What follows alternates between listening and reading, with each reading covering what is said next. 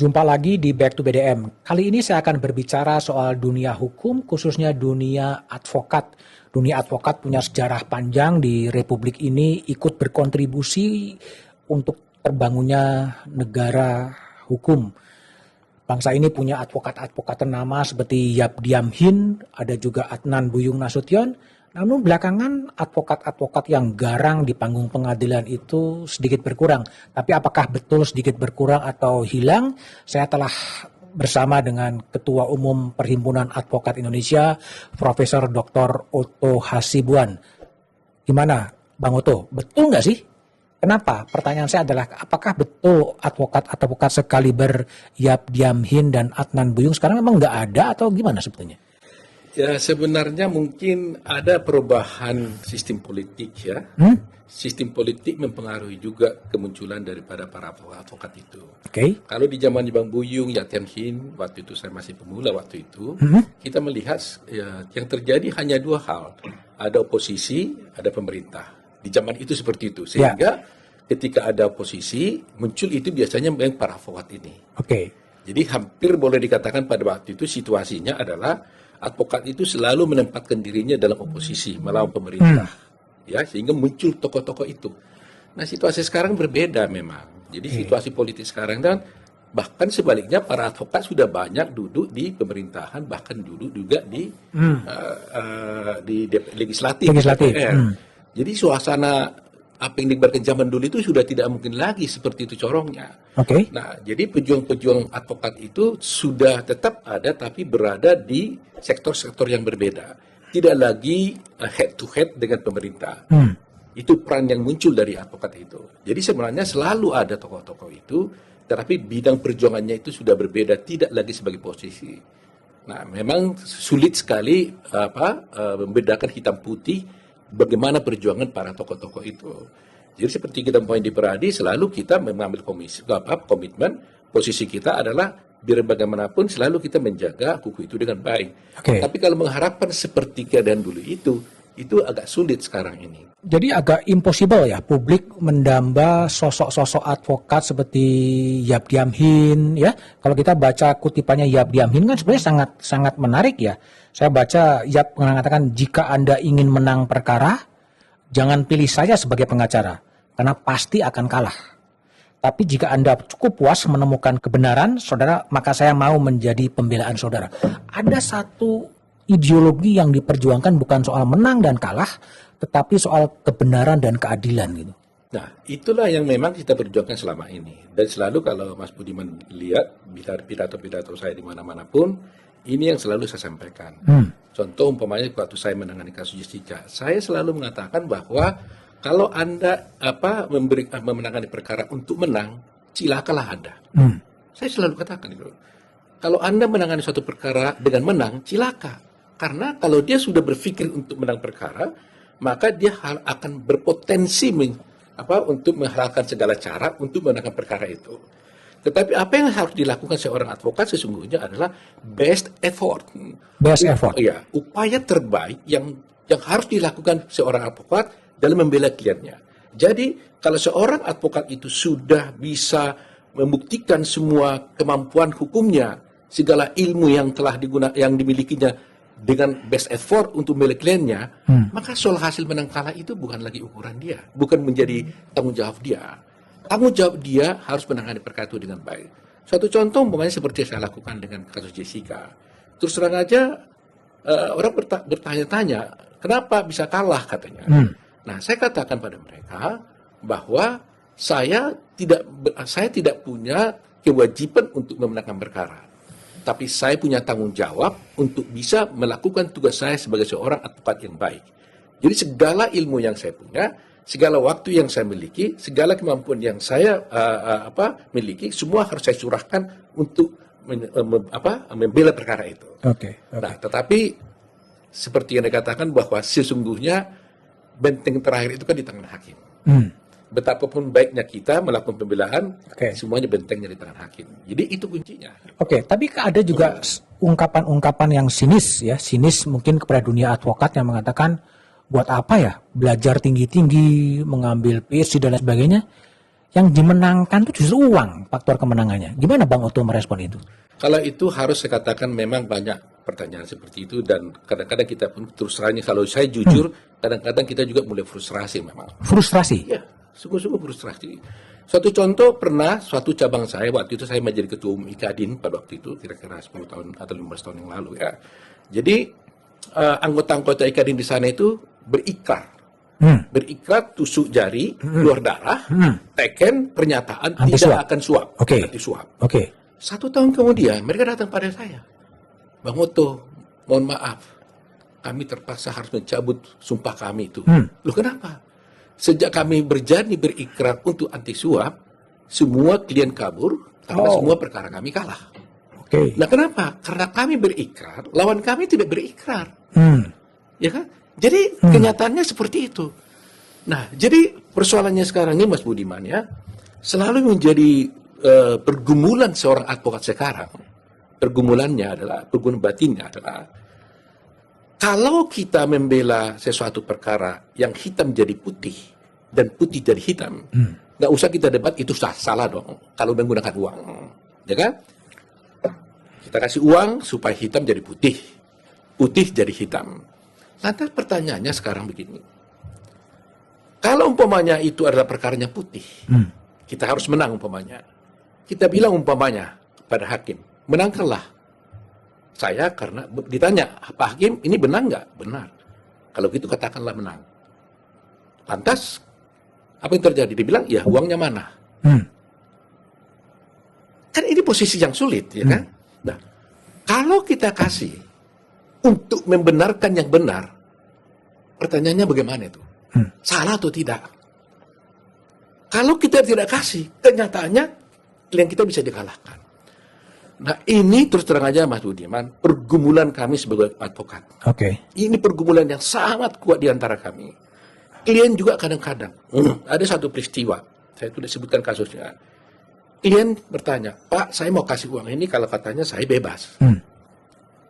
Saya katakan tidak, karena kamu benar. Apa yang terjadi? Dia dihukum 20 tahun penjara. Oke. Jadi betul fakta atau asumsi orang bahwa keuangan itulah yang maha kuasa dalam dunia peradilan. Kalau boleh saya katakan, ya tidak seluruhnya, tapi ada beberapa fakta seperti itu. Ya, tidak seluruhnya. Walaupun kalau kita tanya orang lain, bagaimana? Dia bilang nggak ada lagi yang benar, selalu bilang orang itu. Tapi saya masih menemukan juga ada yang sebetulnya yang benar, tapi relatif kecil. Yang benar relatif kecil. Ya, sedikit. Sehingga semuanya menjadi jual beli vonis, jual beli keadilan, jual beli kebenaran. Saya harus katakan bahwa susah saya buktikan, tapi saya mempunyai penciuman seperti itu. Lalu bagaimana menjelaskan Bang Oto? Banyak juga kolega-kolega Bang Oto sebagai advokat gitu, yang kemudian juga terlibat dalam kasus korupsi, ditahan dan lain sebagainya. Itu apa yang terjadi sebetulnya? Ya, seperti saya katakan tadi itu. Problematik dari setiap teman-teman saya, kalau kita tanya, kita berdiskusi sesama kolega. Gimana ini? Kita tanya pada mereka. Boleh nggak umpamanya, bagaimana caranya kita berikrar semua jangan ada main? Kalau semuanya nggak ada main, berarti kan kita main fair kan? Ya. Berarti hakim menentukan. Ada yang juga mereka katakan, kita nggak kasih pun mungkin bisa juga dari pengadilannya yang minta katanya. Ya. Nah kalau seperti ini bagaimana? Ya kan? Nah, tetapi di satu pihak bahwa hakim kalau umpamanya juga yang baik sebenarnya dipengaruhi oleh satu pihak juga bisa juga terjadi seperti itu, ya kan? Jadi komitmen ini yang sebenarnya di tangan advokat ini masih belum kuat. Oke. Nah, komitmen ini karena apa? Karena biar bagaimanapun kepentingan kliennya kan selalu dominan, sehingga di dalam rekrutmen advokat, di dalam pendidikan profesi selalu saya katakan kita jangan mau menjadi budak klien. Kenapa saya katakan tidak mau jadi budak klien? Karena kadang-kadang kan klien kan ingin menang. Kalau ingin menang dia kan selalu memaksakan supaya dengan sebagai cara dia harus menang. Nah di sini terus terang aja Mas Budiman saya katakan bahwa ini pergumulan yang sangat berat buat advokat sekarang ini. Nah kami dari Perhimpunan Advokat Indonesia terus terang aja sedang bergumul ini dan sedang berperang ini, makanya kita berupaya sekali bagaimana merekrut advokat ini mulai dari awal. Kami berpikir begini, kita sudah terlalu banyak salah selama ini di masa lalu kita. Ya, saya katakan kita karena itu kami lah, gitu, advokat. Sehingga kita katakan bahwa cara satu-satunya memperbaiki ini hanyalah dalam rekrutmen advokat. Okay. Oleh karena itu kita mau rekrut advokat itu dari nol dengan betul-betul kita berikan pemahaman-pemahaman, jangan terulang lagi hal-hal yang seperti itu di kemudian hari. Okay. Sehingga kita mengharapkan ada standarisasi profesi advokat yang baik bagi mereka. Oke, kalau seorang Otto Hasibuan, seorang advokat senior yang sudah melalang buana ya di dunia peradilan, frustrasi terhadap, boleh dikatakan frustrasi sebenarnya. Saya kira ya. Bagaimana dengan rakyat kecil? Nah, saya katakan makanya saya bilang kita frustrasi. Kalau kita aja frustrasi, bagaimana rakyat kecil? Itu adalah pertanyaan yang sulit, ya. Itu pertanyaan yang benar, dan itu fakta, Mas. Saya harus jujur mengatakan itu fakta.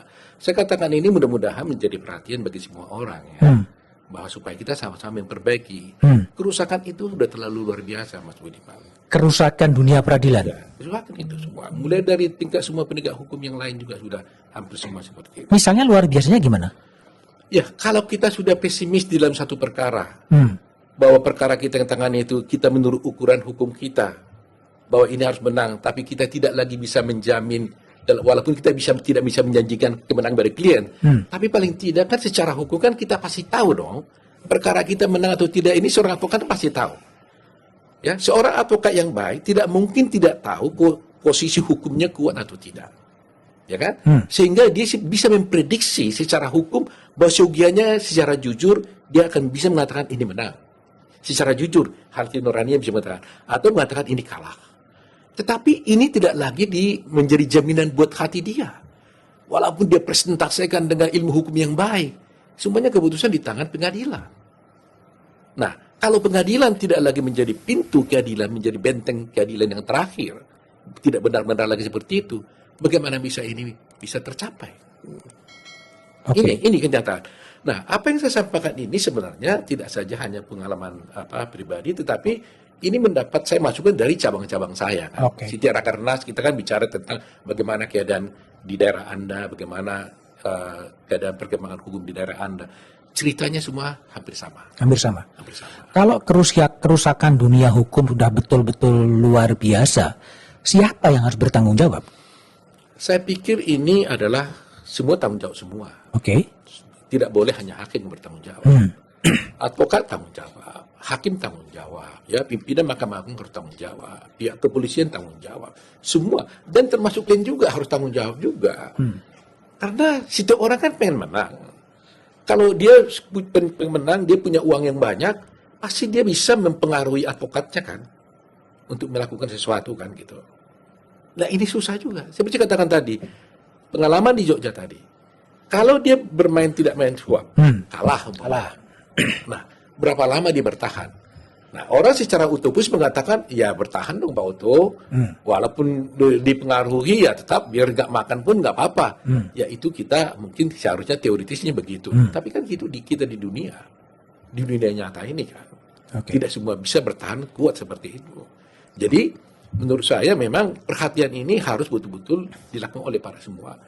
Sehingga selalu saya katakan sebenarnya kalau ada ruang yang dibuka antara organisasi profesi dengan pimpinan Mahkamah Agung, pimpinan kepolisian atau penegak hukum yang lain, kejaksaan bisa bertemu, maka sebenarnya ini akan ada jalan menyelesaikan ini. Umpamanya, kalaulah bertemu pimpinan advokat dengan jaksa agung, dengan Kapolri, dengan Mahkamah Agung, duduk satu tempat, kita kan bisa memberitahukan tanpa harus mempersoalkan secara terbuka kan gitu. Karena kan kita kan bagaimanapun kalau terbuka kita buka kan ini secara ego sektoral kan pasti muncul. Nggak mau dong dikritik institusi lain kan begitu. Tapi kalau ke dalam satu kamar kita bicarakan, Pak di tingkat kepolisian itu seperti ini, Pak di pengadilan itu seperti ini. Itu pasti ada baiknya. Karena apa Mas? Bahwa advokat itu adalah mempunyai potensi terbesar untuk memastikan berjalannya sistem hukum itu. Ini harus dipahami oleh sepihak. Saya katakan tidak lebih hebat loh, tapi punya potensi terbesar. Kenapa saya katakan dari hulu sampai hilir, hilir sampai hulu, itu advokat itu mengikuti perkara ini. Bayangkan sebelum perkara masuk polisi, dia sudah tangani. Perkara masuk kejaksaan ditangani. Sampai pengadilan ditangani. Pengadilan tinggi ditangani. Mahkamah Agung ditangani, sampai LP ditangani. Polisi, perkara ditangani polisi hanya sampai jaksa dan sebagainya. Sehingga advokat, kalau dia ingin membuat hukum itu bengkok, dia punya potensi loh. Oke. Sebaliknya, kalau dia membuat lurus, dia punya potensi. Nah, karena advokat ini punya potensi, ini tidak boleh ditinggalkan, dijauhi oleh para penegak hukum lain dalam arti yang positif. Jadi dia duduk, dia harus kalau dia ingin mendapat informasi yang terjadi di pengadilan dalam praktek hukum, dia harus bertanya kepada advokat. Apakah forum seperti itu memang sekarang nggak ada atau gimana? Tidak ada. Dulu masih sering kita komunikasi Oke. dengan jaksa agung dulu, Hah? ketua umum yang dulu itu kalau kita mau melaporkan sesuatu selalu terbuka. Hari pun tumpah, bagaimana Ya. itu selalu ada. Hah. Di jaksa agung zamannya jaksa agung yang lewat Ya. seperti itu. Kapolri zaman Timur Pradopo sangat sekali banyak sekali. Nah, kalau ini berjalan terus seperti ini, Mas Budiman, semuanya ego sektoral berdiri sendiri berjalan tanpa ada komunikasi ini, percayalah ini tidak bisa selesaikan. Oleh karena itu saya selalu mengatakan, ya mungkin presiden. Saya terus terang aja Mas Budiman, mungkin saya salah, tapi saya sendiri tidak pernah mendengar satu kata pun yang diucapkan Presiden Jokowi tentang advokat. Apakah mungkin beliau tidak menganggap memang penting profesi advokat ini? Nggak pernah dalam satu pidato apapun menyinggung sedikit pun tentang advokat. Nah, sehingga saya berpikir apakah memang Pak Jokowi tidak diberikan masukan bahwa sebenarnya advokat ini punya potensi terbesar untuk bisa memastikan jalannya hukum itu. Jadi jangan dijauhi, ya. Jadi Sekarang dijauhi. ya menurut saya dijauhi karena nggak pernah diperhatikan Sejak kapan itu? sejak pemerintah Pak Jokowi seperti itu.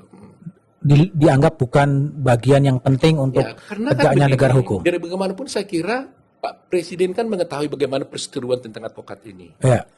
Tentunya kan dia harus mendapatkan masukan daripada pejabat-pejabatnya, ahli-ahlinya kenapa itu terjadi. Dan tidak boleh dibiarkan kan seperti ini. Seperti saya katakan tadi, kalau dibiarkan ya terus akan tambah rusak.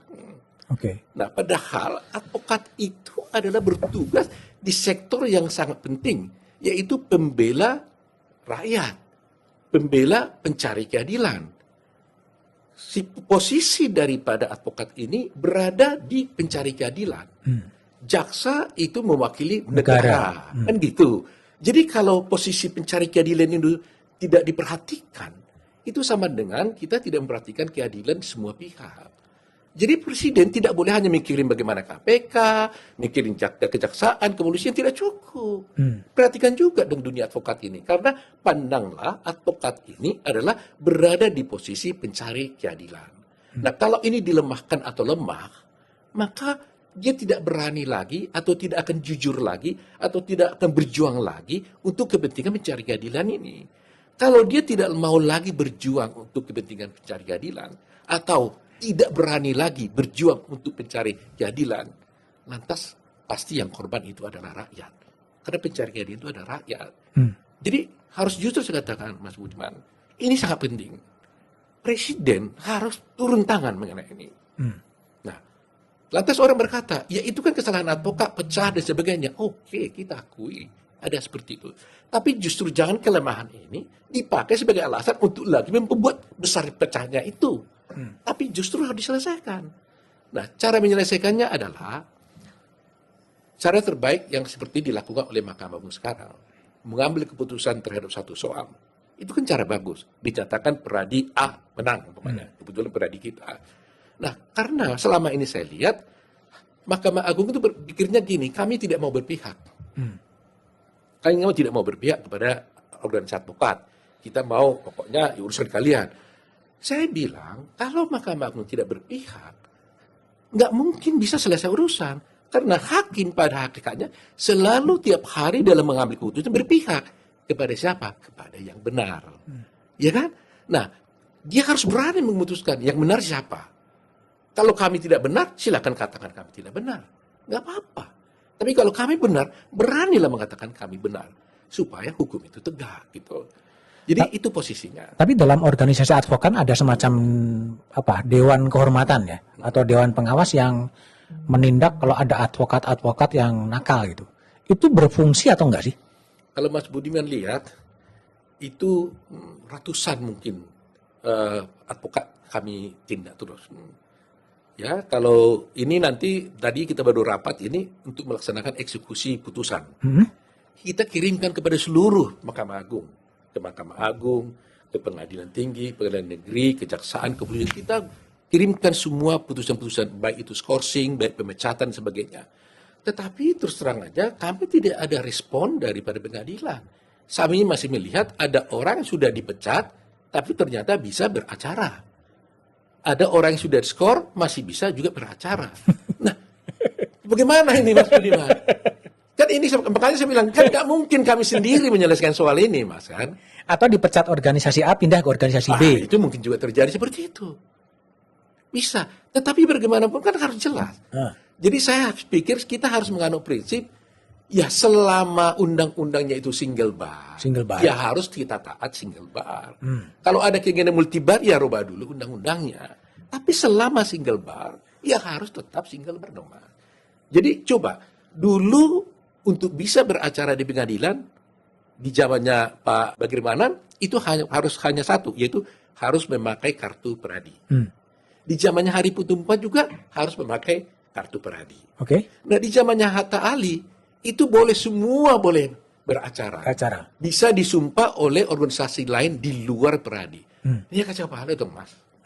Bahkan begini, Mas, ada yayasan, entah yayasan mana ini, mengajukan permohonan ke Pengadilan Tinggi untuk mengajukan sumpah. Ya disumpah juga orang itu. Disumpah juga? Ya, yayasan. Bukan organisasi advokat. Jadi kalau Mas lihat nih sekarang ini, banyak sekali organisasi advokat berdiri bukan dengan tujuan untuk berhimpun sesama anggota. Tetapi dia berdiri hanya beberapa orang, lantas dengan maksud untuk mengajukan sumpah ke Pengadilan Tinggi. Jadi dia kumpulin organisasi orang-orang, apakah itu diuji atau tidak kita tidak tahu. Kemudian juga Pengadilan Tinggi ya disumpah. Organisasi advokat ini punya anggota atau tidak, punya dewan kehormatan atau tidak, ya, kita nggak tahu. Padahal orang menyebut advokat sebagai obisum nobile, profesi yang mulia. Iya. Tapi apakah sekarang mulia? Ya, profesinya tetap mulia, Mas. Tapi oknumnya banyak yang tidak mulia, kan itu persoalannya. Salahnya di mana? Ya itu tadi, salah satu diantaranya ya tentunya rekrutmen advokat sekarang ini. Kita sekarang, Mas, selalu tetap konsisten membuat ujian, Mas sendiri lihat. Kita membuat standar yang baku, ujiannya jelas, kita serahkan kepada outsourcing. Tapi ada orang lain yang tanpa ujian pun dia juga kepada Pengadilan Tinggi disumpah. Nah, tentunya patutlah kita menduga bahwa kualitasnya pasti tidak akan sesuai dengan harapan kita. Nah, bagaimana kita mengharapkan seorang advokat yang muncul seperti itu bisa memegang janji sebagai profesi yang officium nobile, yang Nobel? Tidak mungkin. Nah, oleh karena itu saya pikir, tetapi gini Mas, saya ingin sampaikan, waktu itu saya ada berdiskusi banyak dengan Pak Hatta Ali. Waktu beliau menjadi ketua Mahkamah Agung. Dia mengatakan, Pak Oto, udahlah, loloskan aja lah semua advokat itu dulu. Itu cara berpikir beliau. Banyak nanti musuhmu kalau kau tetap pakai seperti ini ketat-ketat. Karena banyak juga pensiunan yang ingin ujian tapi susah lulus, ya kan? Banyak masyarakat sarjana hukum yang tidak lulus. Nah, itu kan masalah dia bilang. Jadi biarlah lepaskan nanti di dalam masyarakat, dalam praktek itu kan nanti mereka kan saling bersaing. Ya siapa yang mampu dia menang, siapa yang tidak ya tidak menang, ya kalah. Nah, saya bilang karena beliau berpikiran ini menyangkut tentang lapangan pekerjaan. Saya katakan Pak Hatta Ali, saya katakan bahwa ini bukan persoalan lapangan pekerjaan, tapi ini kan soal profesi yang Nobel tadi itu. Bayangkan kita membuat seleksi yang ketat pun belum tentu pula hasilnya juga seperti yang diharapkan. Apalagi tidak dengan seleksi yang ketat. Nah, jadi kami tetap Mas ya, tetap memegang teguh prinsip bahwa sebagai profesi, maka standarisasi profesi advokat itu tetap harus dijaga. Nah, dan inilah yang membuat peradi selama ini menjadi dihormati, terutama di luar negeri. Di luar negeri kami sangat dihormati sekali. Saya berkali-kali diundang oleh beberapa presiden Bar Association, termasuk Kaisar Jepang dan Permasyuri, pernah mengundang saya dan berbicara tentang peradi ini. Oke. Nah, artinya maksud saya bahwa zaman periode peradi pertama, tahun pertama kedua, itu zaman keemasan kita waktu itu. Ya, semua orang begitu hormat kalau bisa lulus ujian peradi, itu potong kerbau dia. Ya. Sekarang nggak potong kerbau lagi, mungkin ayam aja mungkin kalau dipotong. Kalau dipotong. Tapi ini Bang, kalau di konstitusi kan disebutkan bahwa Indonesia adalah negara hukum, bukan negara kekuasaan. Masih negara hukum kah kalau kemudian hukum itu bisa dijual belikan gitu? Ya, kita tetap negara hukum, ya. Tetapi ada tutup oknum-oknum saja yang saya katakan tadi ya, oknum-oknum yang berperilaku tidak seperti itu. Dan ini di semua lini, Mas. Di advokat ada, di penegak hakim ada, jaksa ada, di semua lini. Makanya saya bilang saya tidak mau menyalahkan bahwa ini salahnya hakim, salahnya polisi, enggak. Ini salah semua kita. Salah semua kita. Salah semua kita. Kalau ada ungkapan-ungkapan ngeledek zaman dulu ketika saya mulai karir sebagai wartawan, KUHP diplesetkan sebagai kasih uang habis perkara. Itu masih terjadi sampai sekarang? Terjadi ya. Saya harus jujur mengatakan terjadi. Tapi susah membuktikannya. Susah membuktikannya. Dan ini kalau kita tanya, walaupun saya tidak lagi banyak berpraktek dunia di lapangan ya. Tetapi kalau kita tanya, teman-teman kita semua itu selalu mengatakan nih seperti itu. Oke. Kalau juga ada plesetan yang menyebutkan advokat itu seakan-akan maju tak gentar membela yang bayar. Betul nggak sih? Nah, kalau ini plesetan saya kira harus kita luruskan. Sebenarnya gini, memang kalau dia dibayar, harus dia membela kliennya dengan baik. Jangan sampai dia dibayar, membela yang lawannya. Nah, jadi konteksnya dilihat. Tapi jangan gara-gara dibayar, dia membela yang salah pun dinyatakan benar, yang benar pun dinyatakan salah. Jadi konteksnya harus kita lihat. Jadi, advokat kalau dibayar, jangan berkhianat dong. Dia kan dibayar untuk membela kepentingan hukum kliennya. Jangan berkhianat. Dia harus membela kepentingan hukum kliennya. Nah, konteksnya adalah dalam membela kepentingan hukum kliennya itu, dia harus jujur sebagai penegak hukum. Nah, problematik advokat ini lagi, Mas Budiman, sebenarnya adalah dengan adanya posisi advokat ini sebagai penegak hukum. Oke. Dulu waktu undang-undang advokat, Mas Budiman pasti ingat hal itu, karena saya ingat Mas Budiman menulis banyak tentang saya juga, apa pendapat saya tentang itu. Kita kan bersoal pada waktu itu bahwa sebenarnya saya kurang setuju tentang status penegak hukum. Oke. Saya justru mengatakan sebagai penegak keadilan. Tahun 2003, berarti sudah hampir berapa puluh tahun yang lalu. Nah, kenapa? Memang sulit sekali bagi seorang advokat menjadi penegak hukum, Mas. Kenapa? Sebagai penegak hukum, maka bila bagaimanapun dia harus mengedepankan hukum. Apapun, whatever the case, hukumnya harus ditegakkan. Padahal seorang advokat di satu sisi, dia mempunyai hubungan lain dengan kliennya, yaitu hubungan keperdataan. Ada perjanjian antara kliennya dengan advokatnya, di mana dia berjanji memberikan legal service kepada kliennya berjanji untuk membayar sesuatu pada kliennya, agar advokat membela kepentingan hukum kliennya. Nah, kalau ada satu kasus umpamanya, katakan kasus pidana, lantas sebagai seorang penegak hukum tentunya advokat itu apapun terjadi harus membela kepentingan kliennya. Ternyata dalam satu kasus itu dia melihat jaksa kurang mengajukan bukti-bukti, sehingga berpotensilah kliennya itu harus dibebaskan karena kurang bukti. Tetapi di satu pihak dia tahu kliennya ini sebenarnya bersalah, katakan dia pencuri sebenarnya, ya kan, atau pembunuh. Nah, sebagai penegak hukum, maka mungkinkah dia bilang kepada hakim, Pak Hakim, bukti-bukti jaksa tidak cukup, sehingga dia sebenarnya harus dibebaskan. Tetapi karena saya penegak hukum, maka hukum harus ditegakkan. Maka saya minta pada hakim agar menghukum klien saya ini karena saya tahu dia adalah pembunuh. Mungkin enggak? Itulah pergumulan seorang advokat. Nah, di satu pihak dia berjanji pada kliennya untuk membela kepentingan hukum kliennya. Nah, jadi bagi waktu dulu itu saya betul-betul keberatan dengan istilah penegak hukum. Tapi kemudian Mas Budiman, sekarang saya harus menerima dan itu perlu. Walaupun sulit bagi seorang advokat. Karena selalu kita terjadi conflicting of mind ya, dan faith juga gitu ya, batin gitu ya. Karena kalau tidak disebutkan advokat itu sebagai penegak hukum, saya khawatir advokat itu akan liar. Akan liar. Kalau dia tidak punya kewajiban untuk membela kepentingan hukum yang secara keseluruhan yang adil sebagai penegak hukum, dia suka-sukanya. Nanti terjadi seperti di film Murderer yang di Netflix itu kan, di sana ada How to Get Away with Murder, gitu kan? Nah, jadi akhirnya kalau itu tidak ada status penegak hukum itu, maka advokat itu pokoknya menghalalkan segala cara pun boleh untuk membela kepentingan hukum kliennya. Karena apa? Karena kewajiban dia hanya satu, membela kepentingan hukum klien.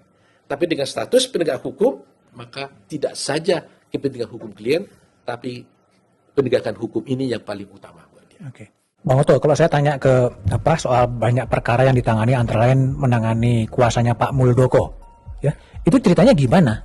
Seakan-akan orang membandingkan David lawan Goliat, seorang LSM ICW yang kemudian berhadapan dengan kepala staf presiden didampingi oleh advokat yang ternama dan besar gitu. Itu gimana ceritanya sebetulnya? Saya kira mungkin bisa saja orang berpikir seperti itu, tapi itu kan karena mungkin jabatan-jabatan yang dimiliki kan. Oke. Tapi di dalam hukum sebenarnya kan semua sama.